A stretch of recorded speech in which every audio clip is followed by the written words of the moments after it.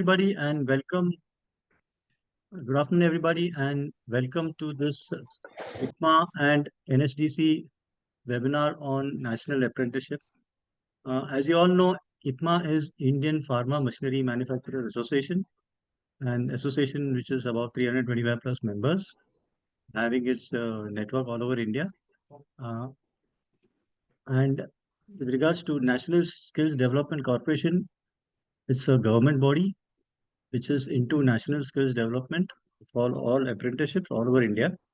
And we're glad to have this program on apprenticeship, on how it is easy to recruit someone as an apprentice and how to register your portal and the schemes, the various schemes which the government is offering us today, and also how easy the government has made it for us to recruit people, and also the way manner in which the government is paying the apprentice a certain amount for recruitment. Um, My name is Oswin D'Souza. I'm the secretary of IPMA. Along with me, I have Mr. Vaibhav Deshmukh of National Skills Development Corporation. He is the cluster manager handling Maharashtra and Gujarat. And along with him will be joining us Mrs. Ashwini Togare. She is the state engagement coordinator of Maharashtra, Gujarat, and Goa.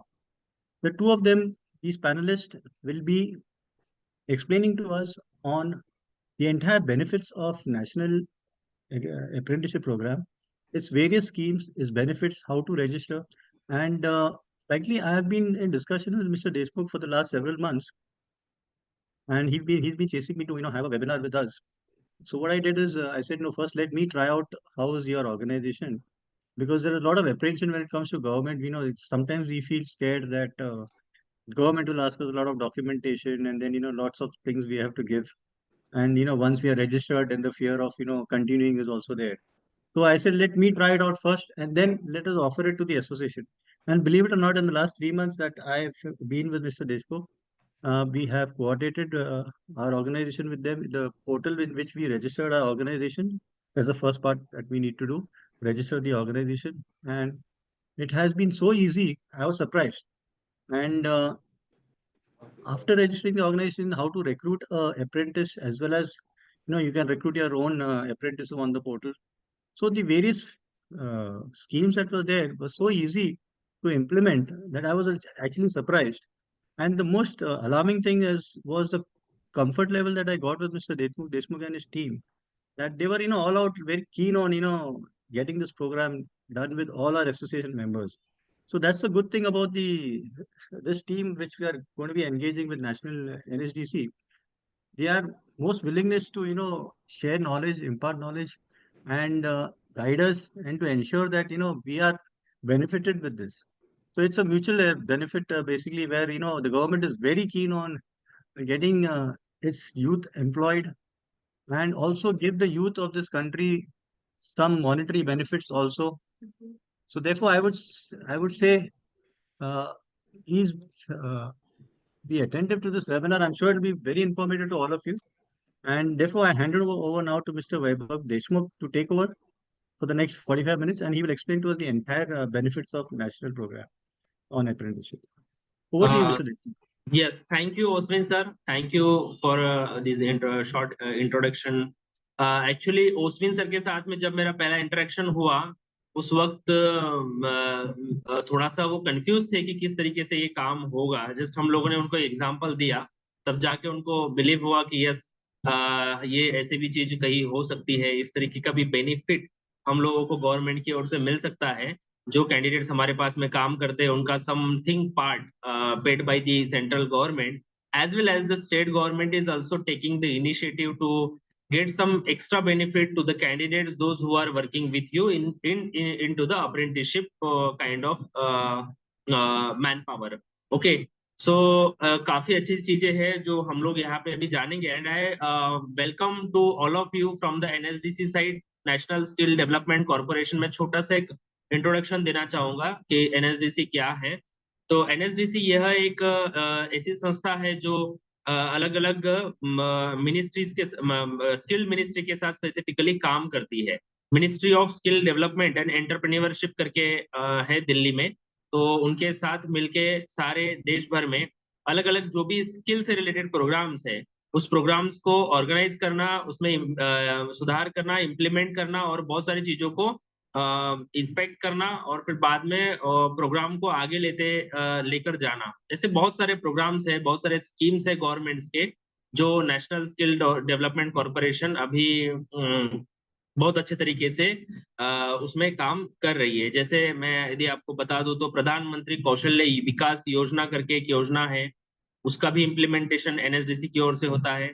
प्रधानमंत्री अभी एक विश्वकर्मा योजना जो लाई गई है, 18 trade उसमें available है, जिसमें हम कैंडिडेट्स का जो प्रायर जो रिकॉग्निशन एंड प्रायर लर्निंग करके होता है, आरएफपी जिसको बोलते हैं, रिकॉग्निशन एंड प्रायर लर्निंग, जो लोग पहले से काम कर रहे हैं कुछ चीजों के अंदर, उसमें और ज्यादा अच्छी टेक्नोलॉजी का यूज करके वो काम कैसे कर सके, उसमें भी सुधार के लिए स्किल डेवलपमेंट की ओर से ऐसे प्रोग्राम्स इनिशिएट किए गए हैं। और अप्रेंटिसशिप और एक प्रोग्राम है जिसके अंदर में गवर्नमेंट की ओर से जो MSDE जो है, Maharashtra ministry of skill development entrepreneurship की ओर से सारे जो प्रोग्राम्स है अप्रेंटिसशिप से रिलेटेड, वो पोर्टल हैंडल करना या फिर अप्रेंटिसशिप को बढ़ावा देना, प्रमोशन के लिए क्या क्या चीजें कर सकते हैं वो सारी चीजें करना, ये एनएसडीसी की ओर से सारे देश भर में किया जाता है।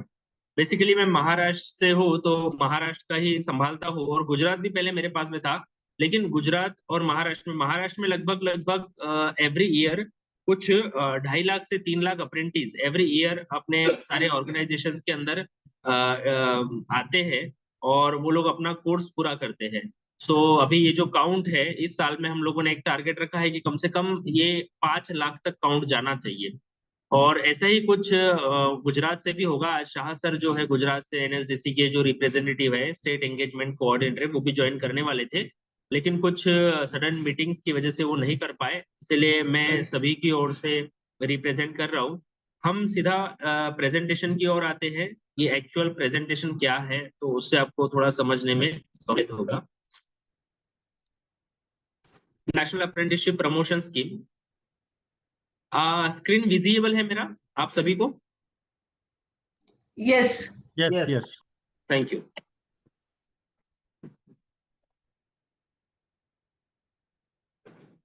Okay. This is the apprenticeship training landscape के किस तरीके से गवर्नमेंट्स और गवर्नमेंट्स के कुछ बॉडीज इसके अंदर में इन्वॉल्व है। ये जो अप्रेंटिसशिप एक्ट है ये अभी बना है, ऐसी बात नहीं है। ये जो एक्ट है 1961 से चला आ रहा है, 1961। इसमें कुछ अमेंडमेंट भी हुए हैं, जो 2014 में अमेंडमेंट हुआ है, एंड अप्रेंटिसशिप रूल्स के अंदर भी कुछ चेंजेस हुए हैं जो 1992 में हुए हैं कुछ चेंजेस, और 2019 के अंदर भी बहुत सारे चेंजेस रूल्स के अंदर में आए हैं। तो इस तरह से ये जो एक्ट है ये कोई अभी आया हुआ या इंट्रोड्यूस हुआ है इस तरीके का बात नहीं है। 1961 से ये चीज चले आ रही है। इसको ministry of labour and employment के पास में ये अभी तक था, जो 2014 के बाद में ministry of skill development and entrepreneurship की ओर ये ट्रांसफर हुआ है। 2015 में इसका ये MSDE जो होता है उसके अंदर में ये ट्रांसफर हुआ है। पहले इसका जो कार्यभार था सारा वो ministry of labour and employment देखती थी, लेकिन अभी ये ministry of skill development and entrepreneurship की ओर आ गया है। इसमें बेसिकली कुछ स्टेप्स दिए गए हैं, बताने की कोशिश की गई है कि कौन से बॉडीज एक्चुअली इन्वॉल्व है। तो सेंट्रल अप्रेंटिसशिप काउंसिल एक होता है जो कि दिल्ली में होता है सब कुछ, उस काउंसिल का सारा चीज, जिसमें यूनियन गवर्नमेंट का क्या रोल है और स्टेट गवर्नमेंट का क्या रोल है ये स्पेसिफिकली मेंशन किया गया है कि यूनियन गवर्नमेंट की ओर से अप्रेंटिसशिप को कौन रिप्रेजेंट करेगा, तो ministry of education and ministry of skill development and entrepreneurship, ये दोनों बॉडीज में एक छोटा सा एक जो बोलते हैं डिपार्टमेंट है, बोर्ड, मिनिस्ट्री ऑफ एजुकेशन की ओर से board of apprenticeship and training करके है, वो इसका सारा चीजें देखता है। और ministry of skill development and entrepreneurship की ओर से DGT और NSDC, ये दो बॉडीज इसका पूरा कार्यभार संभालते हैं। DGT means directorate of general training, okay. So इसके अंदर में RDSD आता है, regional directorate of skill development and entrepreneurship. Every state में एक DGT होता है और DGT के अंडर में RDSD का एक ऑफिस होता है, जहां से अप्रेंटिसशिप सारा चीज हैंडल होता है। और इसी के साथ साथ पैरेलली काम करते हुए एनएसडीसी भी उसमें इंट्रोड्यूस होता है, नेशनल स्किल डेवलपमेंट कॉर्पोरेशन। और एनएसडीसी की ओर से बाकी सारे जो एसएससीज है, सेक्टर स्किल काउंसिल, एसएससी मतलब सेक्टर स्किल काउंसिल, जिस तरीके के कोर्स, जैसा हम फार्मा की बात करते हैं तो फार्मास्यूटिकल चीजों से रिलेटेड कौन से कोर्सेस है, और मशीनरी से रिलेटेड कौन से कोर्सेस है, वो सारी चीजें एसएससी डिफाइन करती है। अलग अलग तरीके के लगभग 350 के आसपास कोर्सेस है एसएससी ने दिए हुए, सेक्टर स्किल काउंसिल ने दिए हुए। तो उसी सेक्टर स्किल काउंसिल के कोर्सेज को हम लोग अडॉप्ट करते हैं। तो अप्रेंटिसशिप, अब जो हमारे यहाँ अप्रेंटिसशिप आता है, हम लोग उसको सेक्टर स्किल काउंसिल के कोर्सेज को देकर ही अप्रेंटिसशिप करवाते हैं। ओके, सो इसीलिए एसएससी का भी यहाँ पे इंट्रोडक्शन बहुत जरूरी है। स्टेट गवर्नमेंट की ओर से कौन यहाँ पे इन्वॉल्वमेंट है, तो state directorate for employment and training और स्टेट स्किल डेवलपमेंट मिशन, ये दो बॉडीज स्पेसिफिकली स्टेट की ओर से इन्वॉल्व होती है। बिकॉज हम लोग जब भी अप्रेंटिसशिप में कैंडिडेट्स को इन्वॉल्व करते हैं तो हमें स्टेट गवर्नमेंट के कुछ लोगों का, एक मिनट जस्ट वेट। कलाम सर, हेलो सर, मीटिंग में हो अभी अप्रेंटिसशिप के, एक बोलिए। जी जी जी, ये होने के बाद ये मुझे लगभग सर कुछ 8 से 10 हुआ है मेरे ख्याल से, इसमें से ये सर, ये होने के बाद। Sorry sorry to interrupt. ये स्टेट गवर्नमेंट की ओर से दो बॉडीज इसमें इन्वॉल्वमेंट है, जिसमें एक्चुअली हम लोग जब अप्रेंटिसशिप हमारे यहाँ पे लेते हैं अप्रेंटिस को, तो स्टेट गवर्नमेंट का इसमें क्या रोल होता है, तो उस स्टेट के जो भी स्टेट है, स्टेट की ओर से हर डिस्ट्रिक्ट में एक एक ऑफिसेस है जिनको हम लोग ट्रिपल एस बोलते हैं। बेसिकली ये जो आईटीआईज होते हैं, आप जानते होंगे, इंडस्ट्रियल ट्रेनिंग इंस्टीट्यूट, उसके जो प्रिंसिपल होते हैं वही हमारे ट्रिपल ए ऑफिसर होते हैं। Triple A officer means apprenticeship advisors जो होते हैं, वो एज अ प्रिंसिपल होते हैं, जिनकी ओर से हम जब भी अप्रेंटिस हमारे पोर्टल से डालते हैं रजिस्ट्रेशन के लिए, तो उसका अप्रूवल उनके हाथ में होता है। तो उनके लॉगिन से वो अप्रूव करने का हमें काम करते हैं, वो सारी चीजों को चेक करते हैं। सपोज अप्रेंटिसशिप के लिए किसी नए ऑर्गेनाइजेशन का इंट्रोडक्शन हो रहा है, तो उस ऑर्गेनाइजेशन को अपने डिस्ट्रिक्ट लेवल पे चेक करना, वेदर ही इज एलिजिबल और नॉट, कैंडिडेट इज एलिजिबल और नॉट, ये सारी चीजों का चेकिंग, ये सारा स्टेट गवर्नमेंट की ओर से होते रहता है। तो इसलिए स्टेट गवर्नमेंट की बॉडी का भी यहाँ पे इंपॉर्टेंट है बताने के लिए। बेसिकली एक्ट क्या है और ये एक्ट क्या बोलता है, तो इसमें एस्टेब्लिशमेंट, ऑर्गेनाइजेशन को एस्टेब्लिशमेंट बोला गया है। एस्टेब्लिशमेंट जो होती है वो कौन एलिजिबल है, इसमें तो देखिए जिन जिन एम्प्लॉयज का स्ट्रेंथ हमारे पास में 0 to 3 है, उसके लिए नॉट एलिजिबल है। जिनके पास में एम्प्लॉय का स्ट्रेंथ जो है कम से कम 4 एम्प्लॉय और ज्यादा से ज्यादा 29 एम्प्लॉय जिनके पास में है, वो वॉलेंटरली इसमें रजिस्टर कर सकते हैं। वो अपनी मर्जी पे है, उनको करना है तो करे, अदरवाइज नहीं करना है तो नहीं कर। वैसा कोई गवर्नमेंट या फिर कोई लॉ उनके ऊपर अबाइड नहीं है कि वो करना, उन्हें करना ही पड़ेगा। लेकिन जिनके पास में 30 या 30 से ज्यादा एम्प्लॉय वो लोग एंगेज कर रहे हैं, जो भी ऑर्गेनाइजेशन है, जो भी एस्टैब्लिशमेंट है, उन लोगों के लिए एक मैंडेटरी नॉर्म यहाँ पे आ जाता है। एंड दैट मैंडेटरी नॉर्म जो बोलता है कि लगभग लगभग जितना भी उनका स्ट्रेंथ होगा, उसका 2.5% से लेकर 15% of the total work force जो होती है उसका, उसमें कॉन्ट्रेक्चुअल भी इंक्लूडेड है, उसका उनको 2.5% to 15% इतना अप्रेंटिस उनको रखना पड़ेगा। लेट सपोज कि 100 लोग हमारे पास में हैं, तो 100 लोगों में से एटलीस्ट कम से कम एक्ट हमें बोलता है कि 3 तो भी आप अप्रेंटिस रखिए। यदि 30 लोग हमारे पास में है कम से कम, तो एटलीस्ट एक अप्रेंटिस तो भी हम रख सकते हैं। इस तरीके से इसका एक रेशियो हो जाएगा, और ज्यादा से ज्यादा 15 लोग हम लोग रख सकते हैं यदि 100 में देखा जाए तो। यदि 30 का देखा जाए तो 30 का जो भी 15% होता है, 3 या 4 अप्रेंटिस हम लोग रख सकते हैं। लेकिन in case of Maharashtra and Karnataka, इन दो स्टेट्स के लिए थोड़ा सा इसमें छूट दिया गया है। ये 15% का क्राइटेरिया बढ़ा के इसको 25% कर दिया गया है। तो हम लोग 2.5% से लेकर तो 25% तक अप्रेंटिस हम लोग इसमें एंगेज कर सकते हैं। So that is the criteria. इसके बाद में इसका एक क्या एलिजिबिलिटी नॉर्म्स है कि हम लोग अप्रेंटिस को ले सकते हैं। कम से कम उसका उम्र जो है अप्रेंटिस का, जिसको हम लोग हमारे पास रजिस्टर करने वाले हैं, उसका कम से कम उम्र 18 ईयर्स और 18 ईयर्स तो होना चाहिए, लेकिन 14 साल का अप्रेंटिस भी हम लोग रख सकते हैं इन case of non hazardous industry, जिसके अंदर कोई प्रॉब्लम ना हो, या फिर कोई केमिकलाइज इंडस्ट्री ना हो, या फिर किसी में ऐसा चीज ना हो कि जिससे हार्म होता है। तो इस केस में हम लोग 14 ईयर्स का जो एज है उस क्राइटेरिया को भी यहाँ पे लेते हैं। एजुकेशनल क्वालिफिकेशन का क्या क्राइटेरिया है, तो ओनली 5th पास भी यदि होता है कैंडिडेट को, तो we can enrol him into the apprenticeship in our establishment. क्या ड्यूरेशन है इसका, तो 6 महीने से लेकर 36 मंथ, 6 to 36 मंथ्स तक हम लोग अप्रेंटिस एंगेज कर सकते हैं। कम से कम 6 महीना, ज्यादा से ज्यादा 36 महीना, मतलब 3 साल तक एक अप्रेंटिस हमारे पास रह सकता है। एक अप्रेंटिस जो होता है हम लोग उसको ट्रेनी बोलते हैं, ना कि वर्कर बोलते हैं। और इसी वजह से हमारे जो अप्रेंटिस होते हैं उसके ऊपर कोई भी लेबर लॉ अप्लाई नहीं होता है।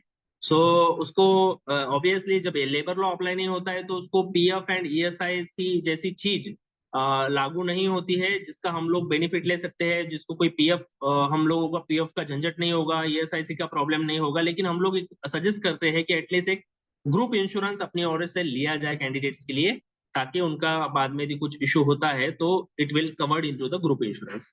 So this is the criteria. Apprenticeship act 1961 हमें क्या बोलता है, तो इसके अंदर में दिया गया है कॉन्ट्रैक्ट। एस्टैब्लिशमेंट और अप्रेंटिस जो होता है उसके बीच में एक कॉन्ट्रैक्ट होता है। इसमें कोई इसलिए इसको कोई ऐसा नहीं कहा गया है कि ये कोई एम्प्लॉय से रिलेटेड चीज है करके, तो हम लोग एम्प्लॉय ना बोलते हुए उसको ट्रेनी बोलते हैं, इसलिए कॉन्ट्रैक्ट हो जाएगा। रेगुलेशंस इसमें कुछ दिए गए हैं। सपोज आप लोग किसी अप्रेंटिस को एंगेज कर रहे हैं, उसको कुछ स्पेशल चीजें आप करवाना चाहते हैं उससे, तो आपको अपने जो अप्रेंटिसशिप एडवाइजर रहेंगे, जैसे मैंने बताया आपको कि एवरी डिस्ट्रिक्ट में जो भी आईटीआईज होते हैं उसके जो प्रिंसिपल होते हैं गवर्नमेंट आईटीआईज के, वो लोग बेसिकली हमारे अप्रेंटिसशिप एडवाइजर्स होते हैं, जो ये सारा चीजें अप्रूव करते हैं। हम लोग उनको स्पेशल रिक्वेस्ट कर सकते हैं कि हम लोग अपने अप्रेंटिसशिप को नाइट शिफ्ट में एनरोल कर रहे हैं, हम लोग उसको ओवर टाइम दे रहे हैं, राइट। तो इस तरीके से चीजें हम लोगों को उनका उनका एक परमिशन लेना पड़ेगा यदि हम लोग कुछ नॉर्मल चीजों से हटके चीजें उनके साथ में यदि करवा रहे हैं तो। स्टाइपेंड का क्या क्राइटेरिया है, तो देखिए 5,000 से लेकर 9,000 तक का एक स्टाइपेंड दिया गया है। आगे के स्लाइड में वो आएगा कि कौन से स्टैंडर्ड पढ़े हुए लोगों को हम लोग इतना दे सकते हैं करके। We will explain in the next slide. Training जो होता है, हम लोग उनको एक ऑन द जॉब ट्रेनिंग देते हैं, जिसको हम लोग बोलते हैं लाइव वर्क और शॉप फ्लोर का जो काम देते हैं हम लोग उनको ओजेटी करके इसको कंसिडर किया जाता है, on the job training. Okay. एक पेनाल्टी क्लॉज इसमें दिया गया है, हालांकि ये पेनाल्टी क्लॉज किसी के ऊपर अभी तक अप्लाई नहीं हुआ है। इसमें जो अप्रेंटिस नहीं ले रहा है और जो एलिजिबल हो गया है, 30 और 30 से ज्यादा उसने नंबर्स अपने पास में रखना शुरू कर दिया है, तब से वो एलिजिबल हो गया है। यदि वो नहीं करता है इस चीज को फॉलो, तो कम से कम 3 मंथ्स तक उसके ऊपर 500 रुपीज जो है एवरी मंथ उसके ऊपर में पेनाल्टी लगेगा। अदरवाइज 3 मंथ्स के बाद भी यदि वो नहीं करता है तो 1,000 रुपीज पर मंथ के हिसाब से उसको पेनाल्टी लग सकता है पर अप्रेंटिस। ओके। सो इस चीज के ऊपर भी ध्यान देना जरूरी है, लेकिन ये ऐसा हालांकि किसी के ऊपर अभी तक ये पेनाल्टी क्लॉज लगा नहीं है और लगाया भी नहीं गया है, इसमें थोड़ा रिलैक्सेशन दिया गया है। This is the stipend criteria. Government की ओर से ऐसा बोला गया है कि ये स्टाइपेंड मिनिमम आपको देना चाहिए अप्रेंटिस को। 5th to 9th क्लास जिसका पढ़ा लिखा है कैंडिडेट, तो उसको 5,000 रुपीज तक। तो इस तरीके से सारा चीजें इसमें दिया है। 10th को 6,000, 12th को 7,000, नेशनल और स्टेट सर्टिफिकेट होल्डर को ये तो 7,000, और मैक्सिमम जो है ग्रेजुएट अप्रेंटिस और एनी डिग्री अप्रेंटिस और डिग्री और एनी स्ट्रीम जो डिग्री के लेवल में है, तो उसको 9,000 रुपीज पर मंथ तक आप अप्रेंटिस को हमारा जो है स्टाइपेंड दे सकते हैं। कुछ रूल्स इसमें दिए गए हैं, कुछ बनाए गए हैं। तो इसमें क्या क्या चीजें हैं, तो हम लोगों को ओनली ये ध्यान रखना है कि अप्रेंटिस का 1 साल कंप्लीट होने के बाद में एटलीस्ट हम उसको 10% का हाइक दें, और उसको जब सेकंड ईयर कंप्लीट होता है तो उसको एटलीस्ट 15% का हाइक मिले। तो इसीलिए ये चीज ओनली यहाँ पे दिया गया है कि ओनली इन चीजों को हमें थोड़ा सा फॉलो करना पड़ता है। अप्रेंटिस को इसमें एक सर्टिफिकेट भी मिलता है आखिर जब वो कंप्लीट कर लेता है अपना खुद का जो करीब ड्यूरेशन है, टेन्योर जो है अपनी कंपनी में कंप्लीट करने के बाद, उसको सर्टिफिकेट भी मिलता है गवर्नमेंट ऑफ इंडिया का, और जिसमें आपकी कंपनी का भी लोगो रहेगा और गवर्नमेंट ऑफ इंडिया की ओर से एनएसडीसी का भी उसमें लोगो रहता है। वो सर्टिफिकेट भी उसको उस particular SSC means sector skill council की ओर से प्रोवाइड किया जाता है। ये चीजें जो है अप्रेंटिसशिप, इस तरह का थोड़ा एक लाइफ साइकिल बताने का कोशिश किया गया है कि क्या चीजें हो सकती है। अब एस्टेब्लिशमेंट का पहले तो रजिस्ट्रेशन होता है, किसी भी अप्रेंटिस को हमें एंगेज करना है तो सबसे पहले एस्टेब्लिशमेंट का रजिस्ट्रेशन होना इंपॉर्टेंट है। उसके बाद में हम लोग एक कोर्स अडॉप्ट करते हैं, जिस तरीके से सपोज कोई केमिकल इंडस्ट्री है तो वो केमिकल से रिलेटेड कोर्स अडॉप्ट करेंगे वेबसाइट से। सपोज कोई ऑटोमोबाइल इंडस्ट्री है तो वो ऑटोमोबाइल से रिलेटेड कोई कोर्स वहां से अडॉप्ट करेंगे, या इसमें हम लोग अपना कोर्स खुद डिजाइन भी कर सकते हैं। ओके, सो दोनों भी तरीके की चीजें इसमें दी गई है। आप अडॉप्ट भी कर सकते हो, ऑलरेडी 350-400 कोर्सेज वहां पे दिए गए हैं, आपको जो भी सुटेबल लगता है उस कोर्स को एक तो आप अडॉप्ट कर लीजिए, या फिर यहाँ से कोई तो भी एक नया कोर्स आप डिजाइन कीजिए और उसको वहां पे चढ़ा दीजिए वेबसाइट में, तो वो एक्सेप्ट हो जाता है। उसको जो हमारे अप्रेंटिसशिप एडवाइजर हैं वो उसको एक्सेप्ट करके फिर बाद में आप अप्रेंटिस उसमें एंगेज कर सकते हो। इसमें हमें क्या और फैसिलिटी मिलता है, हमें इसके अंदर में कैंडिडेट बहुत सारे सर्च करने के लिए मिलते हैं ऑप्शंस। जब हम एक कोर्स डिजाइन करके वेबसाइट पर डालते हैं उस वेबसाइट पर, तो वहां पर हमारे जो अप्रेंटिसशिप के लिए अप्लाई करते हैं वो सारे कैंडिडेट्स भी वहां पे इसी तरीके का कोर्स ढूंढते रहते हैं। तो उन लोगों को भी जो लोग ऑटोमोबाइल से ट्रेनिंग किए हैं अपना खुद का आईटीआई से मे बी, या फिर कोई अदर इंस्टीट्यूट से, तो वो लोग भी अपना जो कोर्स है वहां से अडॉप्ट करके आपको वो अपना एक्सप्रेशन ऑफ इंटरेस्ट देंगे। मतलब ये एक जॉब पोर्टल के जिस तरह से हमारा naukri.com काम करता है कि हम एक कोई अपॉर्चुनिटी डालते हैं और अपॉर्चुनिटी को कैंडिडेट्स वहां से देखता है कि yes this kind of opportunity is suitable for me, then he can apply. तो इसी तरीके से यहाँ पर भी एक काम होता है। जब ये चीज हो जाती है, कैंडिडेट अपना खुद का आपको एक्सप्रेशन ऑफ इंटरेस्ट देता है, तब जाके हम उसके साथ में उसका प्रोफाइल हमें मिल जाता है। हम उसका प्रोफाइल देख के सारा चीजें देख के हम उसको इंटरव्यू के लिए भी बुला सकते हैं हमारे पास में। एक बार जान लीजिए, पहचान लीजिए कैंडिडेट कैसा है क्या है। इसके बाद में हम लोग उसको ऑफर देते हैं कैंडिडेट को, और वो अपने लॉगिन से जाके उस ऑफर को एक्सेप्ट करता है, तब जाके आप बाई एक कॉन्ट्रैक्ट के अंदर में आ जाते हैं। तो इसके बाद में आप उस कैंडिडेट को अपने कंपनी में किसी भी तरीके का काम उससे रिलेटेड आप दे सकते हो, एंड वो काम करने के लिए रेडी हो जाएगा। ये जो है इसमें हम लोग एक चाहते हैं कि ओनली एक हमारे कंपनी में जो अप्रेंटिसशिप आता है सारी चीजें उसको पहले ही दिन से नहीं पता होती है, तो एक 7-8 दिन का एक बेसिक ट्रेनिंग उसको दिया जाए ताकि हर चीज उसको पता चले, and then we can deploy him into the floor area. Okay, so on the job training होता है, और assessment and certification after completion of the course. 1 साल 2 साल जो भी होता है वो कोर्स का पीरियड, वो होने के बाद में कैंडिडेट का असेसमेंट होता है, एंड असेसमेंट होने के बाद में कैंडिडेट को एक सर्टिफिकेशन भी मिलता है गवर्नमेंट की ओर से। So this is the life cycle of the apprentice. तो ये सारी लाइफ साइकिल को पूरा करके ही अप्रेंटिस पूरा कंप्लीट हो जाता है। ये सारी जो लाइफ साइकिल है ये हैंडल करते हैं कुछ TPS. TPA means third party aggregator, this is the optional. ये हमारे जो एचआर है, ये जो ऊपर का दिया हुआ है फर्स्ट नंबर का ऑप्शन, ये सारा एचआर भी कर सकते हैं, या फिर एचआर कुछ इसमें बिजी है और नहीं कर सकते चीजों को, तो हम लोग टीपीए को भी इसमें हायर कर सकते हैं। टीपीए में से थर्ड पार्टी एग्रीगेटर लगभग लगभग कुछ 100-150 टीपीएस भी ऑल ओवर इंडिया काम करते हैं। तो TPS can handle this all the things on behalf of the organisations also.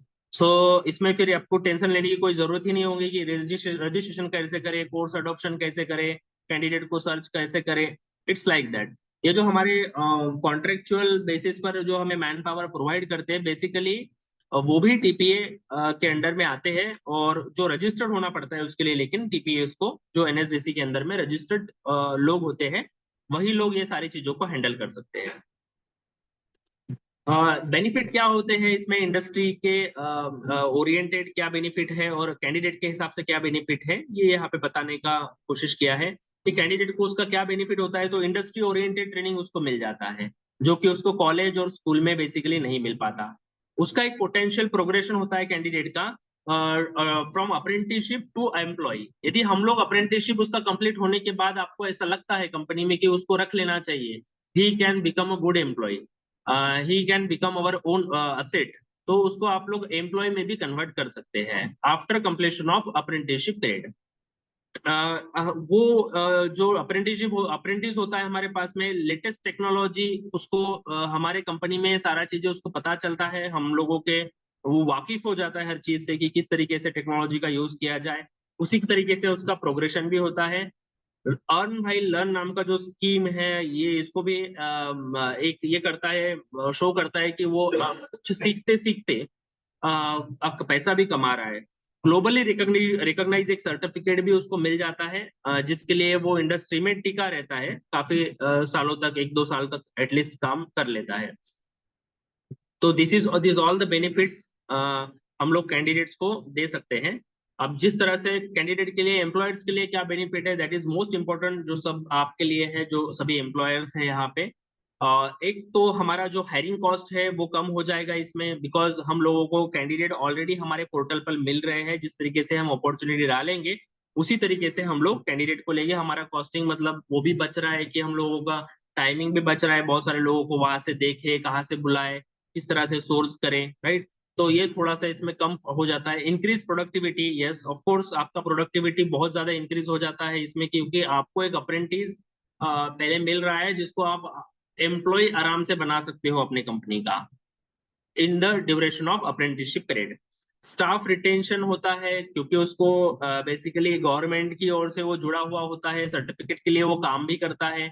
तो मे भी हो सकता है कि वो हमारा जो एट्रिएशन है वो कम करने में कहीं ना कहीं इसका जो टर्नओवर कॉस्ट होता है, या जो एट्रिएशन होता है, एक बंदा चला गया दूसरे को लेने का जो कॉस्ट होता है वो कॉस्ट भी हम लोगों का बच जाता है। वो जो कैंडिडेट आता है वो स्किल एंड कल्चर से आपके मैच होता रहता है 1 साल तक, 2 साल तक।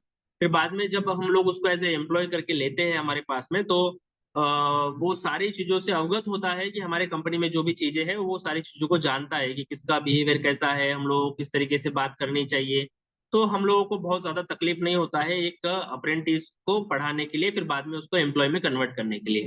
इसका एक लॉन्ग टर्म इम्पैक्ट भी होता है, सस्टेनेबल, जो बोलते हैं कि बहुत ही कम पैसों में वो आपको मिल रहा है। तो लॉन्ग टर्म इम्पैक्ट की बात यदि करें तो हम लोगों का बहुत सारा पैसा भी इसमें बच सकता है।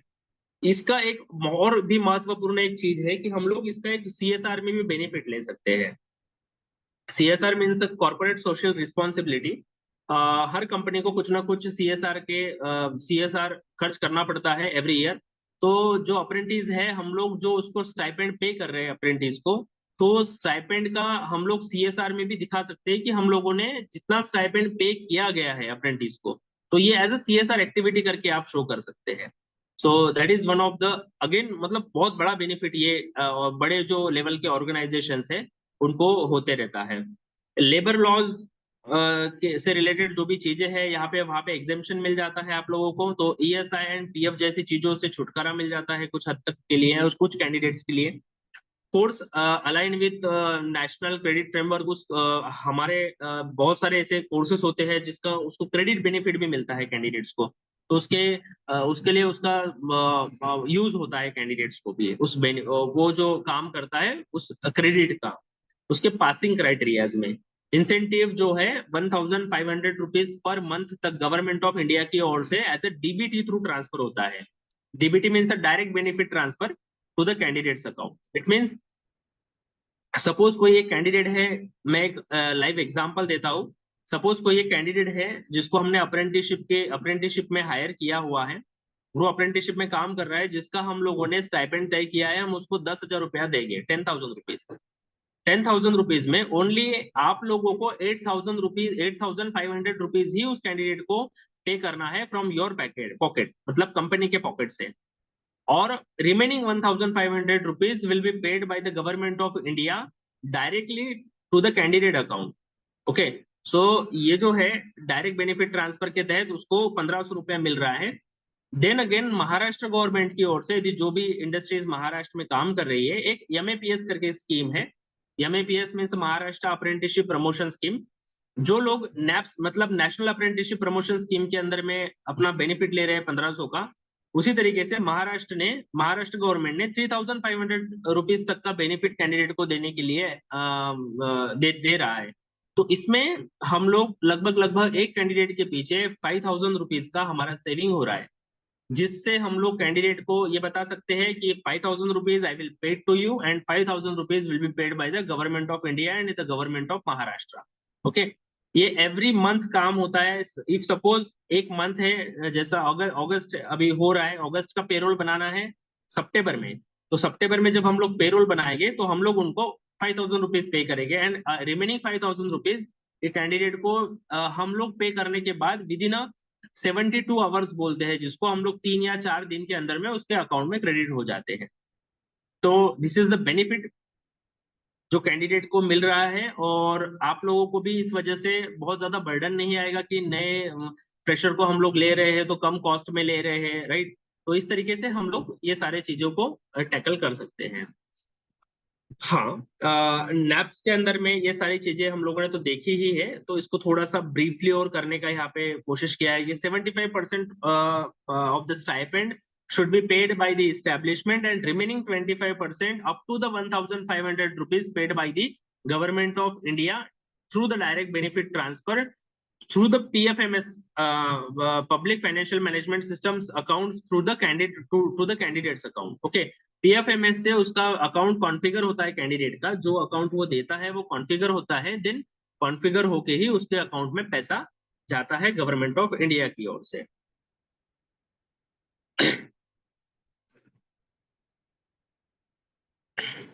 यस, इसमें कुछ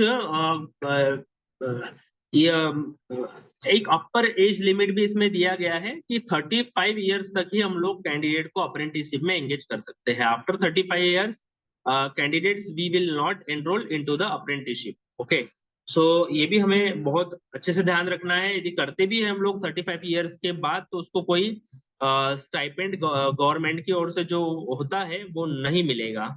no funding support to the government department and public sector undertaking, कोई भी ऐसे चीजों को गवर्नमेंट डायरेक्टली सपोर्ट नहीं कर रहा है, क्योंकि सारा चीजें डायरेक्ट बेनिफिट ट्रांसफर के तहत कैंडिडेट के अकाउंट में ही जा रहा है। इसमें कुछ ऑप्शनल ट्रेड है और कुछ डेजिग्नेटेड ट्रेड है। ऑप्शनल ट्रेड ऐसे ट्रेड है जो डेजिग्नेटेड ट्रेड में नहीं आते हैं।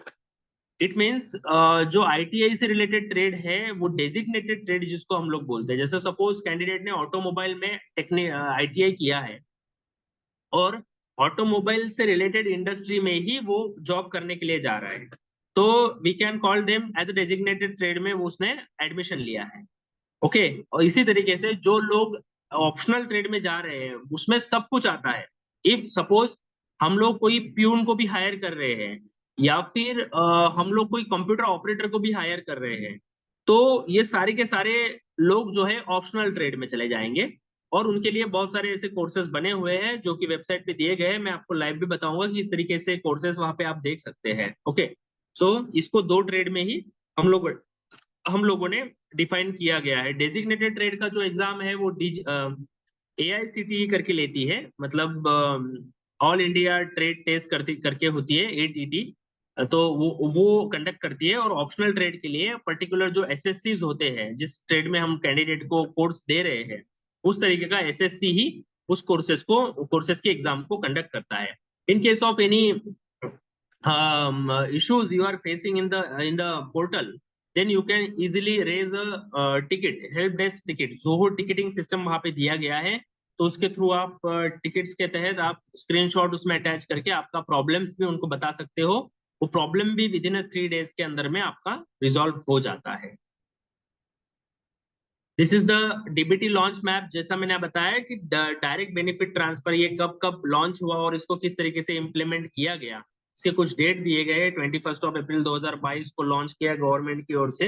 1 जुलाई 2022 को एक डीबीटी पायलट स्टार्ट डेट था। ये इसमें एक एग्जाम्पल लिया गया है कि किस तरीके से हो सकता है। पायलट एंड डेट जो है ये 30 जून तक का था। Pan India roll out of DBT 1 जुलाई 2023 से इसका सारे भारत भर में मतलब लॉन्च कर दिया गया था। एंड फॉर्मल डीबीटी लॉन्च जो है 11 अगस्त 2023, मतलब 1 साल कंप्लीट हो गया है डीबीटी के लिए। और डीबीटी अभी चल रहा है, अभी भी बहुत सारे कैंडिडेट के अकाउंट में थ्रू डायरेक्टली डीबीटी के तहत गवर्नमेंट ऑफ इंडिया की ओर से पैसे आ रहे हैं। ये कुछ चेकलिस्ट बनाई गई है कि इसमें जब हम लोग कैंडिडेट को क्या चीजें करनी पड़ेगी अप्रेंटिसशिप में एंगेज करने के लिए खुद को, और एस्टेब्लिशमेंट को क्या चीज करनी पड़ेगी कि हम लोग कैंडिडेट को हमारे पास में एज अप्रेंटिसशिप में ले पाए। तो कैंडिडेट के लिए क्या है चीजें, तो ई केवाईसी उसको कंप्लीट कराना है उसका through the portal only. Okay, apprenticeship एक पोर्टल होता है apprenticeshipindia.gov.in करके, वो भी मैं आपको बता दूंगा एक बार। हाँ, उसका एक देखेंगे demonstration. Aadhaar seeding of the bank account is mandatory. जो भी कैंडिडेट हमारे अप्रेंटिसशिप में प्रवेश करेगा उसको आधार सीडिंग होना बहुत आवश्यक है। करेक्ट बैंक अकाउंट डिटेल उसने डालना बहुत आवश्यक है अपना जब प्रोफाइल वो क्रिएट करेगा।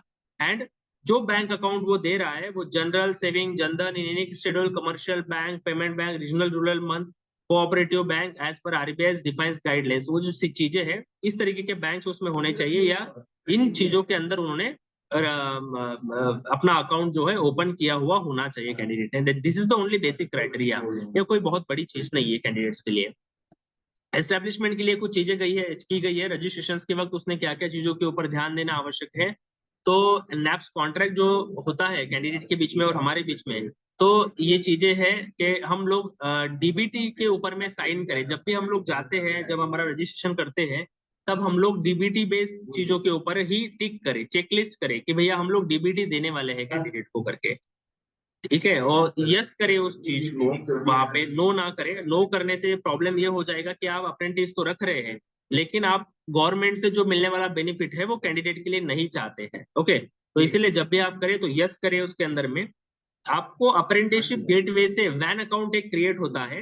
Van means virtual account number, जिसके तहत आपको ये एक वॉलेट का काम करता है। जिस तरीके से पेटीएम वॉलेट है या फिर अदर गूगल पे वॉलेट है या फोन पे वॉलेट है, उस तरीके से एक अप्रेंटिसशिप गेटवे का एक वॉलेट है। जिस वक्त आपको कैंडिडेट का पेरोल क्रिएट करके उसको अपना स्टाइपेंड देना है, जो हमने 75% का बात किया है, तो 75% of the stipend will be paid by the establishment. तो वो स्टाइपेंड का अमाउंट हमें पहले वैन अकाउंट में ट्रांसफर करना होगा, और वैन अकाउंट से हम लोगों को कैंडिडेट के अकाउंट में ट्रांसफर करना पड़ेगा, जिसके तहत गवर्नमेंट को ये पता चले कि भैया एस्टेब्लिशमेंट ने अपना पार्ट प्ले कर दिया है, 75% पेड कर दिया है अपना अमाउंट कैंडिडेट को। अब 25% बचा हुआ 1500 रुपया जो है हमें पे करना है अपनी ओर से कैंडिडेट के अकाउंट में। इसी तरीके से ये पोर्टल दोनों के बीच में, एस्टेब्लिशमेंट के बीच में और कैंडिडेट के बीच में एक गैप बन जाता है, एक पुल का काम करता है। और दोनों का भी एक व्यवस्थित रूप से डीबीटी आना और अपना भी स्टाइपेंड उसको व्यवस्थित रूप से उसके अकाउंट में जाना, ये दोनों भी काम इससे पॉसिबल हो पाते हैं। हाँ, beni ID generation, beni ID means beneficiary ID. That beneficiary ID जो है कैंडिडेट को अपना बनाना पड़ता है जब वो अप्रेंटिसशिप पोर्टल के ऊपर रजिस्टर्ड होता है। तो मेक श्योर कि कैंडिडेट का बेनी आईडी बने, बेनिफिशियरी आईडी बने। यदि उसका बेनिफिशियरी आईडी नहीं बनता है तो उसको डीबीटी का जो पेमेंट मिलना है उसमें प्रॉब्लम जाता है। इवन दो कॉन्ट्रैक्ट भी हम लोग जनरेट नहीं कर पाते कैंडिडेट के साथ यदि उसका बेनिफिशियरी आईडी नहीं बनता है तो। बेनी आईडी जनरेशन का क्या प्रोसेस है, ये दिया गया है कि कैंडिडेट को कम से कम उसका ई केवाईसी कंप्लीट करना है, उसका पीएफएमएस के थ्रू वो कॉन्फ़िगर होता है कि भैया इसका सारा चीजें है या नहीं ठीक तरीके से। यदि वो सक्सेसफुल है, कैंडिडेट का बेनी आईडी सक्सेसफुली जनरेट हो जाता है, तो वो कैंडिडेट कॉन्ट्रैक्ट के अंदर में एंटर कर सकता है। नहीं होता है तो वो नॉन नैप्स के लिए, कॉन्ट्रैक्ट के लिए बेनिफिट के उस वो नॉन नैप्स कॉन्ट्रैक्ट के लिए एलिजिबल हो जाएगा। इसलिए यदि बेनी आईडी जनरेट नहीं होता है तो कैंडिडेट अपना जो 1500 रुपया पर मंथ कैंडिडेट अपना गवर्नमेंट की ओर से जो बेनिफिट मिलने वाला है वो नहीं पा सकता। इसलिए हमें ध्यान देना है कि उसका बेनी आईडी अच्छे तरीके से क्रिएट हो और वो सक्सेसफुल हमारे अंदर में कॉन्ट्रैक्ट जनरेट कर ले। कुछ क्वेश्चंस पूछे जाते हैं तो वो क्वेश्चंस को यहाँ पे कुछ लेने का हम लोगों ने ट्राई किया गया है। Will establishment stipend share and DBT share will receive in same bank account. क्या स्टाइपेंड जो मिलता है वो अलग अकाउंट में और जो डीबीटी मिलता है वो अलग अकाउंट में जाने की संभावना है क्या, तो यस डेफिनेटली, क्योंकि कैंडिडेट जो अपना अकाउंट जोड़ता है उस अप्रेंटिसशिप पोर्टल के ऊपर में, उसी के ऊपर में हम लोग अपना 75% अमाउंट डालते हैं। लेकिन लेकिन जो डीबीटी होता है वो आधार से जो बैंक अकाउंट होता है कैंडिडेट का, वो उसी अकाउंट में जाता है। सो कैंडिडेट का 75% अमाउंट जो होता है, मतलब जो एस्टेब्लिशमेंट उसको पे करता है, मे बी हो सकता है कि वो अलग अकाउंट में चला जाए और डीबीटी का अकाउंट अमाउंट जो है वो अलग अकाउंट में चला जाए। इस तरीके से कुछ इश्यूज हो सकते हैं, लेकिन ये अभी सॉर्ट आउट हो गया है। If my bank account gets deseeded reseeded, will it affect my DBT pay out? Yes, definitely. जब सीडिंग नहीं होगा तो डीबीटी मिलने में परेशानी होगा कैंडिडेट को। यही चीजें बताने की कोशिश की गई है। Considering the pause of 15 days, how are establishment suppose to pay the stipend?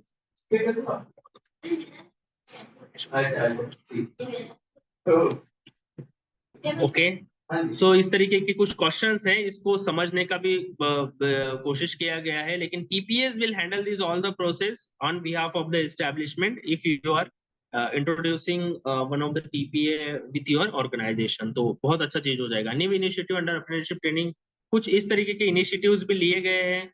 Apprenticeship training में हम लोगों ने तो कुछ डिग्री और डिप्लोमा प्रोग्राम्स भी चलाने का कोशिश किया गया है। इंडस्ट्रीज के अंदर में काम करते करते उसको डिग्री मिल जाए, डिप्लोमा मिल जाए कैंडिडेट को, ये भी कोशिश हुआ है। कुछ ऐसी भी चीजें हुई है उसके रिकॉग्निशन के लिए कि उसको मोबिलाइज किया गया अच्छी तरीके से कैंडिडेट को और वहां पे भेजा गया इंडस्ट्री के अंदर। एमएसएमई की ओर से भी बहुत सारी कोशिशें होती रहती है कि अप्रेंटिसशिप में काउंट बढ़े, लोगों के पास में जाए, इंडस्ट्री ही भी उनको अपना ले कैंडिडेट्स को, और अपने अंडर में बहुत सारी चीजें करने का उनको मौका दे। Formative and summative assessment candidate के लिए बनाए गए हैं। बहुत अच्छे अच्छे असेसमेंट्स है जो कैंडिडेट को देने होते हैं, और वो अपना खुद का भी एक अच्छा एक इंडस्ट्री के अंदर एक सभी चीजों को जानने वाला एक व्यक्ति बन जाता है इमीडिएट बेसिस पे। इंडस्ट्री लीड सर्टिफिकेशन हम लोगों ने देने का कुछ तरह से कोशिश किया गया है। माइक्रो क्रेडेंशियल लीड सर्टिफिकेट दिए गए हैं। अप्रेंटिसशिप स्कीम के तहत हम लोगों ने बहुत सारे स्टेट लेवल पर भी कोई प्रोग्राम्स चलाए, जैसे मैंने मैप्स का बताया गया है, राइट। मैप्स में 3,500 रुपए का बेनिफिट उसको मिल रहा है कैंडिडेट को। तो इस तरीके के कुछ बेनिफिट्स हैं, ये बहुत ही अच्छे तरीके से वहां पे इंट्रोड्यूस किए गए हैं।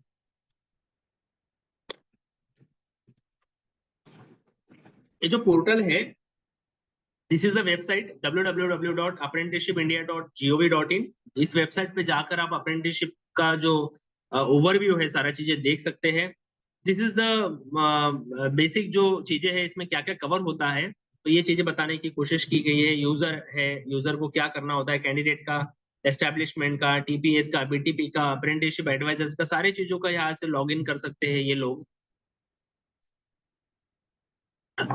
इसके अंदर में बहुत बड़ा एस्पिरेंट्स का पूल आप लोगों को देखने के लिए मिलेगा। बहुत सारे कैंडिडेट्स यहाँ पे अप्लाई करते रहते हैं, तो हम लोगों को यहाँ पे कैंडिडेट भी देखने के लिए मिलेंगे। हर तरीके की अपॉर्चुनिटीज को कैंडिडेट यहाँ पे देख सकता है। आप लोग जितने भी अपॉर्चुनिटीज इसमें डालते हैं उतने सारे अपॉर्चुनिटीज कैंडिडेट के सामने दिखाई देंगे, और आपको भी दिखाई दे सकते हैं वो सारी अपॉर्चुनिटीज की कितने लोग कौन से अपॉर्चुनिटीज दे रहे हैं। एक जॉब फुलफिलमेंट का एक मीडियम बन गया है नैप्स पोर्टल, तो ये भी बहुत इंपॉर्टेंट है। इसमें कुछ यूजर मैनुअल भी हम लोगों ने ऐड किए गए हैं कि किस तरीके से हर चीज को यूज करते हैं। एस्टैब्लिशमेंट का यदि रजिस्ट्रेशन करना है तो क्या क्या स्टेप्स उसको लेनी पड़ेंगी, कैंडिडेट को रजिस्टर करना है तो क्या क्या उसको स्टेप्स लेनी पड़ेंगी। ये सारी चीजें यूजर मैनुअल के थ्रू बताने की कोशिश की गई है। टेक्निकल सपोर्ट का ऑप्शंस नैप्स पोर्टल के अंदर ऑलरेडी अवेलेबल है। कुछ मेलाज और जैसा अप्रेंटिसशिप मेला रहा या फिर कोई एम्प्लॉयमेंट मेलाज जो होते हैं, उस तरीके की चीजें भी यहाँ पे हम लोग अपडेट डालते रहते हैं, ताकि सारे इंडस्ट्रीज को पता चले कि इस तरीके के मेलाज होने वाला है। तो कैंडिडेट का पूल भी वहाँ पे बहुत अच्छे तरीके से हमें फिजिकली देखने के लिए मिल जाता है, और कैंडिडेट्स भी वहाँ पे आते हैं उस मेलाज में, जॉब मेलाज में, और कैंडिडेट अप्लाई करते हैं। तो हम लोग अपना भी एक छोटा स्टॉल्स वगैरह लगा के वहाँ पे कैंडिडेट्स का जो भी रिक्वायरमेंट होता है उसको फुलफिल करने के लिए ये मीडियम बन सकता है। कुछ नोटिफिकेशंस है या फिर ऑफिशियल कुछ मेमोरेंडम्स है, हम लोगों ने वहाँ पे बहुत सारे नोटिफिकेशंस है या फिर कुछ नोटिसेस है जो कुछ पब्लिश किए गए हैं गवर्नमेंट की ओर से। सारी चीजें वहाँ पे आपको मिल जाएंगी इन अ वन पोर्टल, एक ही पोर्टल के ऊपर में। ओवरव्यू भी वहाँ पे डैशबोर्ड में हम लोग दिखाते हैं कि कौन से स्टेट से कितना अप्रेंटिस हर महीने एंगेज हो रहा है, किस डिस्ट्रिक्ट में कितना अभी रेशियो बढ़ रहा है। ये सारा चीजें ओवरव्यू भी डैशबोर्ड भी वहाँ पे देखने के लिए आपको मिल जाते हैं। बेसिकली ये अप्रेंटिसशिप का पोर्टल होम पेज है, इस तरीके से यह पोर्टल दिखता है। मैं इसको आपको चला के भी दिखाऊंगा अभी थोड़ी देर में। तो कुछ चीजें हैं, सर्च किस तरह से कर सकते हैं, कुछ सिनॉप्सिस क्या है, कॉन्ट्रैक्ट सेंटर्स क्या है, यहाँ पे सारी चीजें दी गई है। ये इस तरीके से ऑफिशियल मेमोरेंडम्स की इसमें लिस्ट आती है, कॉरेंजेंडम ऑफ कैग्स, गैजेट नोटिफिकेशन, बहुत सारे नोटिफिकेशन होते हैं। कुछ न्यू नोटिफिकेशंस आते हैं, कुछ चीजें चेंजेस होती है गवर्नमेंट की ओर से, तो all things we are up to dated here only. So इसको पढ़ के भी आप चीजों को फॉलो कर सकते हैं। इस तरीके से सारा चीज बताने का कोशिश किया गया। Act and guidelines, official memorandums and notices, पूरी चीजें इस तरीके से हमें दिखती है। कैंडिडेट किस तरीके से रजिस्टर कर सकता है ये यहाँ पे बताने का कोशिश किया गया है। उसका एक ओवरव्यू कि इस तरीके से वो रजिस्टर कर सके। Click on register, choose candidate from drop down. इस तरीके से जब कैंडिडेट रजिस्टर कर लेता है अपने आप को, तो यहाँ पर रजिस्ट्रेशन उसका सक्सेसफुली हो गया है करके एक मैसेज आता है, पॉपअप विंडो, और उसका अप्रेंटिसशिप एक कोड होता है, जो कोड हमें नोट डाउन करना पड़ता है। ये कोड बहुत इंपॉर्टेंट होता है, इसी कोड के ऊपर में सारा चीजें उसका भी अप्रेंटिसशिप चलेगा।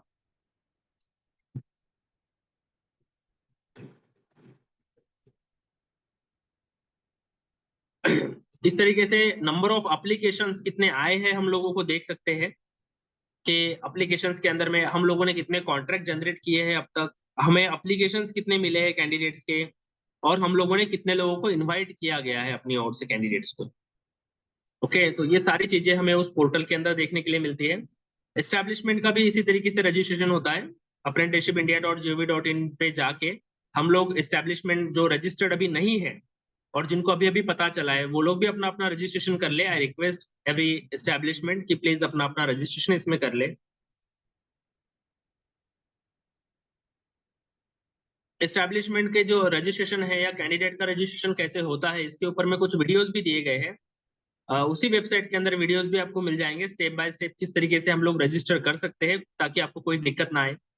This is the establishment dashboard कि जिसके अंदर में बताया गया है कि अप्रेंटिसशिप अपॉर्चुनिटीज हमारी ओर से कितनी इशू की गई थी, इनविटेशंस हम लोगों ने कितने लोगों को भेजे गए थे, एप्लीकेशंस हमें कितने रिसीव हुए थे, और हमारे पास में अभी कॉन्ट्रैक्ट कितने हैं, और कौन से ट्रेड में हम लोगों ने अपॉर्चुनिटीज क्रिएट किए गए थे। जैसा आप देख सकते हैं नीचे में रिटेल ट्रेनिंग एसोसिएट्स करके एक कोर्स है, रिटेल सेल्स एसोसिएट करके एक कोर्स है, लीड असेंबलर मॉड्यूलर फर्नीचर करके एक कोर्स है। इस तरीके से कोर्सेस हमने वहां पे अपॉर्चुनिटीज दी गई थी कैंडिडेट को। एस्टैब्लिशमेंट का रजिस्ट्रेशन करते हुए हमें कुछ चीजें इसमें डालनी है। पैन कार्ड, कैंडिडेट अपने एस्टैब्लिशमेंट का पैन कार्ड, उसका एस्टैब्लिशमेंट का जीएसटी नंबर एंड ऑल, ये सारी चीजें हमें पूरी इंफॉर्मेशन यहाँ पे देना पड़ता है। और हमारे पास में कितना मैन पावर है वो भी चीज हमें यहाँ पे बताना पड़ता है कि किस तरीके से हम लोग मैन पावर को होल्ड कर रहे हैं, ताकि ये पोर्टल ठीक तरीके से पता लगा सके कि पीएफ और ईएसआईज में कितने अभी नंबर्स आपके जनरेटेड है, और उसका नंबर ऑफ परसेंटेज आप अप्रेंटिसशिप में फॉलो कर रहे हैं या नहीं कर रहे हैं। ठीक है। एस्टैब्लिशमेंट के रजिस्ट्रेशन के लिए कुछ चीजें जो है सेंट्रल गवर्नमेंट क्या है, तो ये कोई इतना इम्पोर्टेंट नहीं है, स्किप करते हैं कुछ चीजें।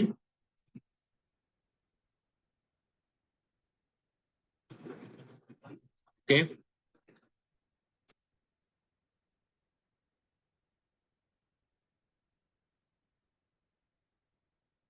लोकेशन वगैरह हमें डालना है।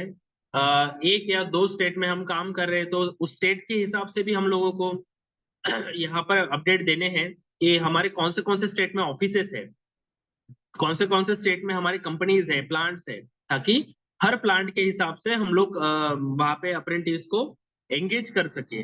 राइट, तो इस तरीके से यहाँ पे कुछ स्टेट वाइज भी हमें अपने प्लान्स देने पड़ते हैं कि यदि कोई आउट ऑफ द स्टेट भी हम काम कर रहे हैं, एक स्टेट से दो स्टेट में, दो स्टेट से तीन स्टेट में काम कर रहे हैं, तो सारे स्टेट्स के हम यहाँ पे डिटेल देंगे।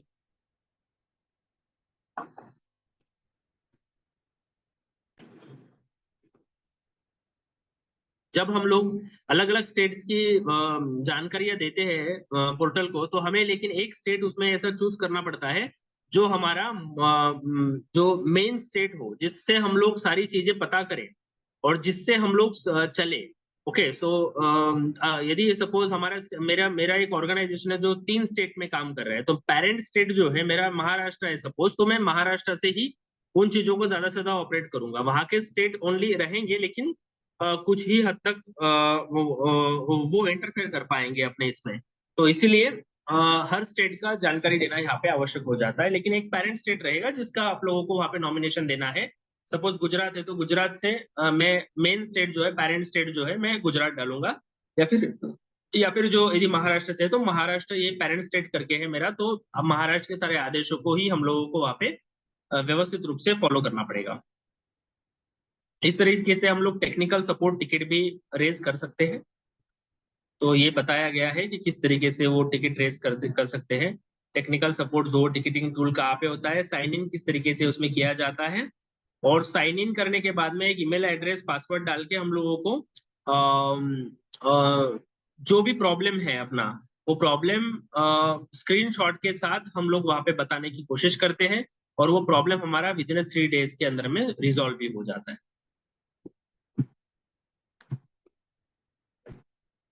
Okay, so this is all from my side। कुछ वेबसाइट्स है ये भी आपको यहाँ पे देने की कोशिश किया। msge.gov.in ministry of skill development and entrepreneurship का ये वेबसाइट है। अप्रेंटिसशिप पोर्टल का जो वेबसाइट है apprenticeshipindia.gov.in है। और national skill development corporation NSDC का जो वेबसाइट है वो भी यहाँ पे देने का कोशिश किया गया है। अब मैं आपको एक सिंपल सा एक पोर्टल आपको ओपन करके दिखाता हूँ, ताकि आपको कोई बाद में प्रॉब्लम्स ना हो, इश्यूज ना हो।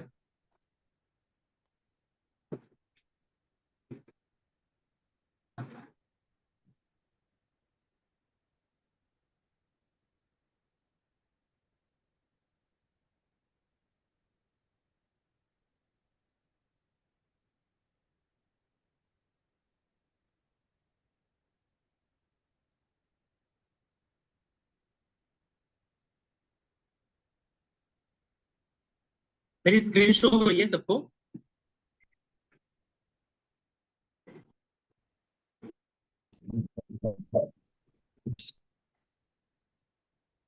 फोर जीरो फोर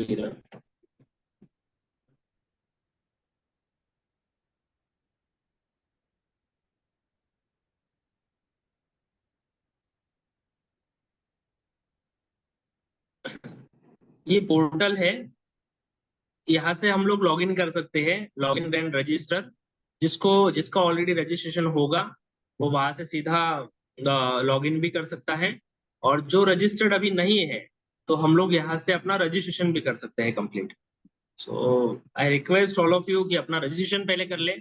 उसके बाद में आपको हेल्पलाइन के लिए मैं नंबर भी दूंगा एक, तो उस नंबर पे आप सारा चीजें जान के, या फिर हमारा every Tuesday and I think Thursday या फ्राइडे है, तो 11 से 12 तक जो है 11 to 12 PM कुछ 2 दिन वीकली एक सेशन भी होता है। उस सेशन के अंदर में बहुत सारी चीजें बताई जाती है कि किस तरीके से हम लोग रजिस्टर कर सकते हैं। कोई टेक्निकल इश्यूज है, क्वेरीज है, तो हम भी वहाँ पे सारा चीजें एंटरटेन करते रहते हैं एस्टेब्लिशमेंट्स। सो उसका भी मैं आपको लिंक भेज दूंगा सर के पास में, तो सर आपके जो ग्रुप होगा रिस्पेक्टिव उस ग्रुप में डाल देंगे ताकि आप उसको भी ज्वाइन हो पाए। लेकिन अभी थोड़ा वेबसाइट में इशू हो रहा है, शायद हो सकता है कि कुछ लोड ज्यादा है तो, या फिर कुछ काम चल रहा होगा तो। लेकिन ये इस तरीके का वेबसाइट आपको मिल सकता है। So that's and from my self. यदि कुछ क्वेश्चंस आंसर हो गए इसके ऊपर में तो हम लोग ले सकते हैं सर अभी।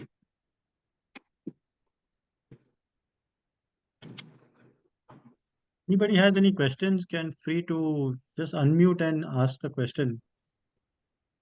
But just introduce yourself before you ask. Yeah, okay. I have a question. Go ahead, Yes, sir, Mr. please. Hemani.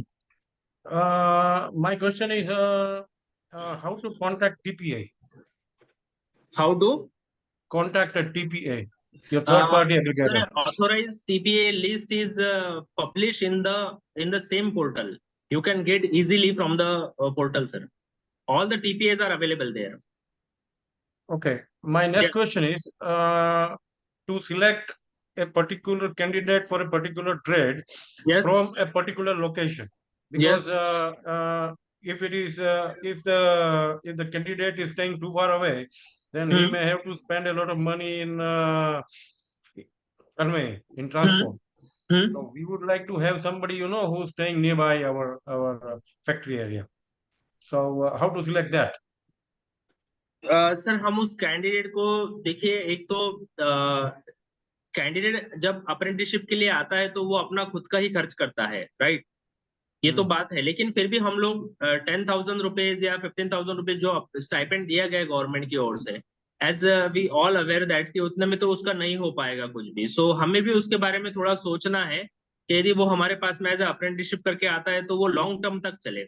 Long term तक तभी चल सकता है जब उसका थोड़ा रहने का और खाने का वहां पे ठीक तरीके से सेटलमेंट हो जाए। ओके, सो यदि हम लोग एक सोचते हैं कि 15,000 रुपये हम लोग उसको दे देंगे स्टाइपेंड, तो 5,000 रुपीज तक का जो है महाराष्ट्र गवर्नमेंट उसको दे रहा है, तो हमारी पॉकेट से ओनली 10,000 रुपीज जा रहा है। कोई एस्टेब्लिशमेंट इसको इस तरीके से भी ले सकते हैं for the retention purpose of the candidate. Okay, so we can manage. लेकिन उसका गवर्नमेंट की ओर से या एनएसडीसी की ओर से ऐसा कुछ प्रोविजन नहीं दिया गया है कि अप्रेंटिस को रहने के लिए कुछ दिया जाएगा या कुछ फैसिलिटीज दिया जाएगा, ऐसा कुछ नहीं है। I think Mr. Hemani, what he's trying to say is that I just like to expand a little bit. Is that suppose a candidate is far away from your factory, and if you feel on your own you can give something more so that he is able to get his travel funding also. So, or you can provide him accommodation, whatever. So it all depends on you how you manage the respective apprentice, because they are all in the age group of 20, 25. So you know, it all depends on how you manage it. So I think it's left up to you. Correct.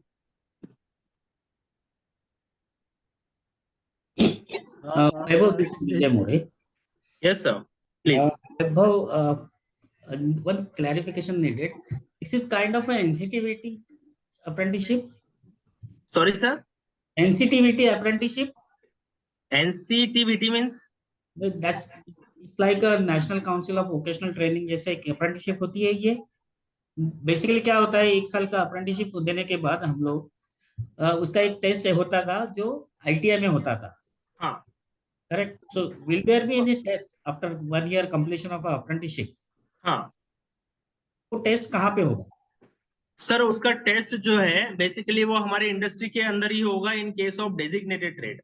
और दूसरा जो optional trade के अंदर हम candidate को ले रहे हैं तो उसका टेस्ट जो होता है वो ऑनलाइन होता है। ओके, यस, हम लोग उसमें एज ए इंडस्ट्री की ओर से भी उसको मार्क्स देते हैं कैंडिडेट को कि वो प्रेजेंट कैसे रहा, उसका बिहेवियर कैसे रहा। तो हम लोगों के भी ओर से भी, इंडस्ट्री की ओर से भी उस कैंडिडेट के मार्क्स जाते हैं। ओके, सो एक इंटरनल मार्क्स हमारे पास में होते हैं और दूसरा एक्सटर्नल मार्क्स जो है, एक्सटर्नल असेसमेंट होता है, वो उनको प्रोवाइड करता है। तो इस तरीके से उसको दोनों भी क्राइटेरिया में पास होना रहता है। तो इसलिए वो थोड़ा सा कोशिश करता है कि मेरा बिहेवियर भी अच्छा रहे, मेरी सारी चीजें अच्छी रहे, ताकि इंडस्ट्री की ओर से भी मुझे ज्यादा से ज्यादा मार्क्स मिले। एंड एक्सटर्नल असेसमेंट कंप्लीट होने के बाद में तो उसको मार्क्स मिल ही रहे हैं, right? Yes yes. So there will be thereafter there will be a certification for that. Yes yes sir, excuse me, Akash sir meeting मध्ये आहे. हाँ बोल. हाँ करते. हाँ please. Thank you, Vaibhav. Clear. Yes.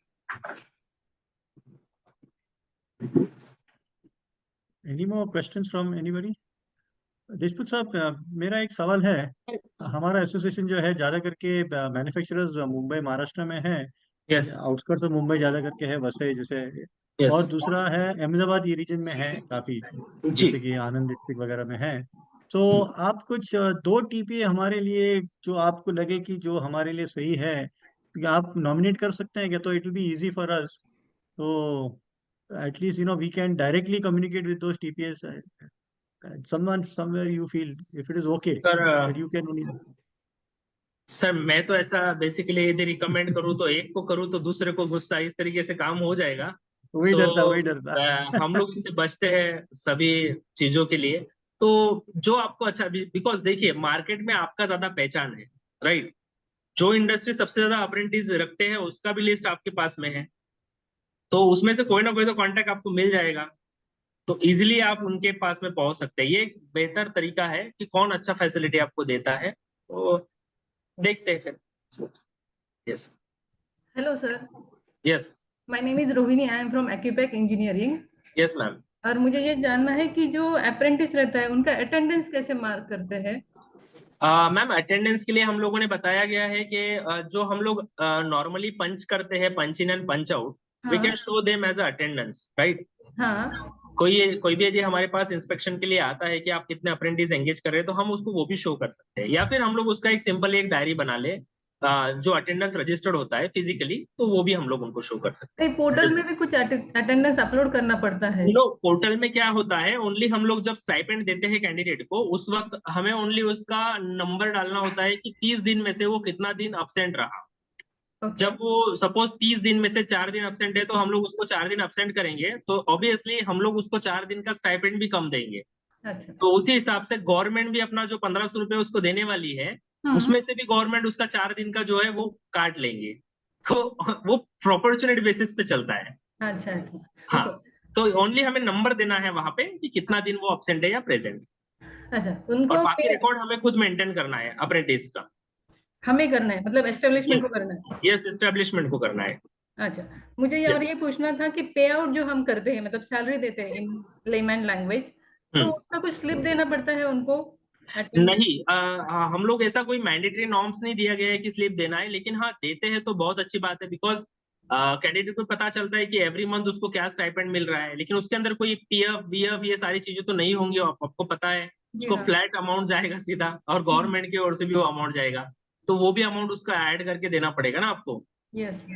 तो वो एक थोड़ा सा वो ऑर्गेनाइजेशनल लेवल पे यदि देना है तो आप दे सकते हैं, नहीं देना है तो ऐसा कोई सब मैंडेटरी नॉर्म्स नहीं है उसमें। And what about certificate? Certificate provided by the government of India after completion of his assessment. Candidate का जब असेसमेंट हो जाएगा तो उसके अंदर में आपको देखिए, जब आप रजिस्ट्रेशन करते हैं बेसिकली एस्टेब्लिशमेंट का, तो आपको वहाँ पे लोगो भी मांगा गया है कि आपके ऑर्गेनाइजेशन का लोगो भी आप दीजिए, ताकि जब उसका फाइनल सर्टिफिकेट कैंडिडेट को जाए तो आपका लोगो, कंपनी का logo, as well as government of India का और एनएसडीसी का लोगो, ये सारी चीजें उसमें, और जो पर्टिकुलर एसएससी होता है उसका भी लोगो। तो इस तरीके से तीनों चारों लोगों उसमें आके फिर उसको सर्टिफिकेट जाएगा। Okay sir, okay. Yes. Sir, मुझे और एक चीज पूछनी थी। जी मैम। हमारा एस्टेब्लिशमेंट रजिस्टर ऑलरेडी है, हम जी। लॉगिन करने की कोशिश करें लेकिन लॉगिन हो नहीं पा रहा है, एंड 2-3 बार हमने टिकट भी रेज किया था, बट फिर भी हमारा प्रॉब्लम सॉल्व नहीं हुआ है। देखिए मैम, एक तो आपका पहले से लॉगिन होगा, तो हम्म। मे भी हो सकता है कि आपका रजिस्ट्रेशन पहले से होगा, आप लॉगिन करने जा रहे हो, वो एक्सपायर हो गया होगा, तो आपको वो ईमेल आईडी पता नहीं होगा जिस ईमेल आईडी से उसको रजिस्टर किया गया था, या फिर नहीं। जिस मोबाइल नंबर से उसको रजिस्टर किया गया था। शायद हो सकता है कि आप अभी कोई नए नए एचआर आते हैं तो उनको पता नहीं होता है, वो डालने की कोशिश करते हैं उस इंडस्ट्री के लिए, लेकिन वो ओपन ही नहीं होता है।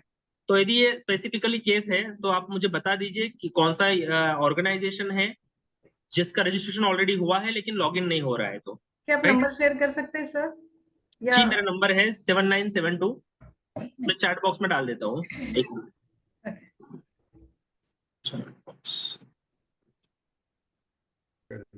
Anybody else would like to ask questions? Yeah, I have a question. Go ahead, sir. Go ahead. Yeah, question is, हमें अगर अप्रेंटिस लेना है, कैन जी। Is there any timeline to take this apprentice? Means एक महीने में मैं अगर एक लेता हूँ, अगले महीने में दूसरा लेता हूँ, या is there any time period? Sir, इसमें टाइमलाइन की कोई मर्यादा नहीं है, आप कभी भी अप्रेंटिस को एंगेज कर सकते हो, कभी भी। Yes sir. Sir, I am Jagna Bhanushali yes. From S technologies.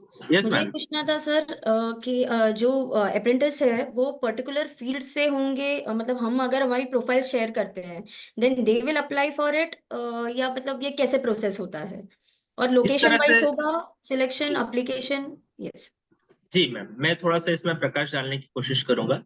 देखिए, जब हम लोग बेसिकली जब एम्प्लॉय को हायर करते हैं तो क्या बनाते हैं, JD, job description, right right. Right. अब उसी तरीके का जॉब डिस्क्रिप्शन हम लोग जब बनाएंगे, तब हम लोग अपना जॉब डिस्क्रिप्शन बनाएंगे पोर्टल के ऊपर में, अप्रेंटिसशिप पोर्टल के ऊपर में, राइट। अब जॉब डिस्क्रिप्शन बेस्ड होगा हमारे पास में क्या चल रहा है प्रोडक्शन। सपोज हमारे पास में कोई बीपीओ है, राइट, तो हम लोग बीपीओ से रिलेटेड ही कोर्स वहां से अडॉप्ट करेंगे। ऑलरेडी वहां पे कोर्स दिए गए हैं, लगभग मैं बोल रहा हूँ आपको 350 के आसपास कोर्सेज है, और अक्रॉस द इंडिया ऐसा कोई भी सेक्टर नहीं बचा हुआ है कि जिसका कोर्स नहीं बनाया गया है। यदि आपको फिर भी लगता है कि उसमें कोर्स नहीं बना है, तो आप अपने तरफ से उसको डिजाइन करके उसके अंदर अपलोड कर सकते हैं। Okay. लेकिन आपको मैं आई एम श्योर कि आपकी जो इंडस्ट्री है और आपके इंडस्ट्री में जिस तरीके का प्रोडक्शन जो भी चीज हो रही है, कोई सर्विस इंडस्ट्री है या फिर कोई मैन्युफैक्चरिंग इंडस्ट्री है, तो जिस तरीके से भी चीज हो रही है तो उसी से रिलेटेड जो कोर्स है वो उसमें दिखाई देगा आपको। उसी कोर्स को आप Okay. एडॉप्ट करेंगे और उसी को एक अपॉर्चुनिटी बना के आप पब्लिश करेंगे कैंडिडेट को, और कैंडिडेट उस उसी में अपॉर्चुनिटी application को देखेगा अपने लॉगिन से। आपको आपको वो उसका एक्सप्रेशन ऑफ इंटरेस्ट शो करेगा कि मैं इंटरेस्टेड हूँ इस अपॉर्चुनिटी के लिए, बिकॉज वहां पे उसको स्टाइपेंड दिखाई देता है, उसको वहां पे अपॉर्चुनिटी एकदम डिटेल में दिखाई देती है, वहां पे जॉब आवर्स दिखाई देते हैं, कंपनी कौन सी है उसका नाम दिखाई देता है। ये सारी चीजें कैंडिडेट को जब दिखती है तो वो अपना एक्सप्रेशन ऑफ इंटरेस्ट आपको शो करता है। उसको आपको इनविटेशन भेजना पड़ता है कैंडिडेट को, वो इनविटेशन एक्सेप्ट करता है कैंडिडेट अपने लॉगिन से। आप चाहते हैं तो आप आपके लॉगिन में जितने भी प्रोफाइल मिलेंगे उस प्रोफाइल को आप लीजिए, देखिए अच्छे तरीके से, और उस कैंडिडेट को अपने पास में बुला लीजिए, एक बार देखिए उसको कि अच्छा है या नहीं अच्छा है देख अपने काम करने के लिए, और फिर बाद में उसको कॉन्ट्रैक्ट इशू कीजिए अपने ही लॉगिन से। ओके तो सारा चीजें लॉगिन बेस है मैम। जब आपका एक बार लॉगिन बन जाएगा रजिस्ट्रेशन का, एस्टेब्लिशमेंट का, जब आपका रजिस्ट्रेशन हो जाएगा, लॉगिन बन जाएगा, और लॉगिन बनने के बाद में आप जब उसमें से काम करेंगे तो आपको पता चलेगा कि बहुत स्मूथ चीजें हैं और बहुत ही अच्छे तरीके से हो सकती है। और ये एप्लीकेशंस पैन इंडिया आ सकते हैं या फिर सपोज Yes, अगर हम पैन मुंबई इंडिया। लोकेशन में हैं या उसमें कुछ उसमें Okay. आपको ऑप्शन है मैडम, उसमें आपको ऑप्शन ये है कि आप पैन इंडिया चाहते हैं तो पैन इंडिया आपको आ जाएंगे सबके। और यदि लोकेशन आपको वाइज आप चाहते हैं लोकेशन बेस्ड चाहते हैं, आपको आप यदि ये भी चाहते हैं उसमें कि कैंडिडेट की डिसेबिलिटी के हिसाब से चाहते हैं तो वो भी उसमें हो सकता है। हर चीज का उसमें फिल्टर लगा सकते हैं। Okay ji ma'am. Any more questions, anybody? I think we'll take one Vaibhav, last we have question. not got your number. हाँ सॉरी सर, 7972 ले लीजिए Yeah. प्लीज। Yeah, 7972. उदय तू hello sir 7972 8981 8981 87। I will now invite Mr. Vivek Shenoy, our managing committee representative. He is one of the Can most you prominent repeat members the of our. can you repeat the number again so I can put in the chat box? 7972 898187। Okay, I can put on your behalf. I can put in the chat box. No problem. Yes sir, actually मुझे Thank chat you. Box इसमें नहीं दिख रहा है इसलिए And, मैं थोड़ा I have got it, so I will put it. No problem. Yes sir please, thank you. Thank you. Yeah. May I Yes, now Vivek, invite sir. may I now invite Mr. Vivek Shenoy, one of our most prominent members, managing committee member of IPMA, to address a vote of thanks. Mr. Vivek Shenoy, please do the honors. Thank you, Ashwin bhai. First of all, I would like to really thank Vaibhav ji for such a descriptive and useful webinar that he has conducted today. Personally speaking, we already have a couple of guys on board on the NATS and NAP scheme, which is available from the government. I would urge each and every participant today to please take advantage of this scheme because it will help you to run through so many things that you need in your day-to-day working. You can use an apprentice in your shop floor. You can use them for time motion study. You can use them for preparing so many project reports. These guys are eager to learn. All they need is a good mentor to guide them through. And today, though we call them millennials or Gen Z, who are really, they don't care too much about their job, they are up and running. But this class, this class which has not been getting jobs, they are really worried. They want to do something in life. And the platform that Government of India has provided today is going to help them launch themselves into a very good professional career in times to come. And I would like to thank Vaibhav ji for explaining this in so much detail and simplicity to all of us. Thank you so much. All of us at IPMA are very thankful to you for, presenting this to us, and wish you all the best, sir. Thank you, Mr. Shenoy. Thank you, Mr. Deshmukh. Hope to have some more webinars like this. Thank you, everybody, Yes. for joining in. Sure, thank you sir, Thank you. Thank you, Vaibhav ji, and Thank to all of Thank you so much. Thank you, everyone. Thank you all of Thank you. you. Thank you. Bye. Bill किसका है? Thank you so much, sir. Thank you. Thank you.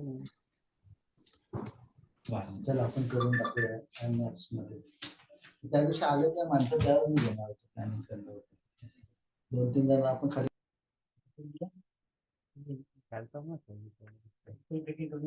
Chequebook पे कौन आएगा? Group में share कर देंगे ना sir, WhatsApp में अपने पास लेकर रखते हैं ना। नहीं व्हाट्सएप किसको शेयर करोगे?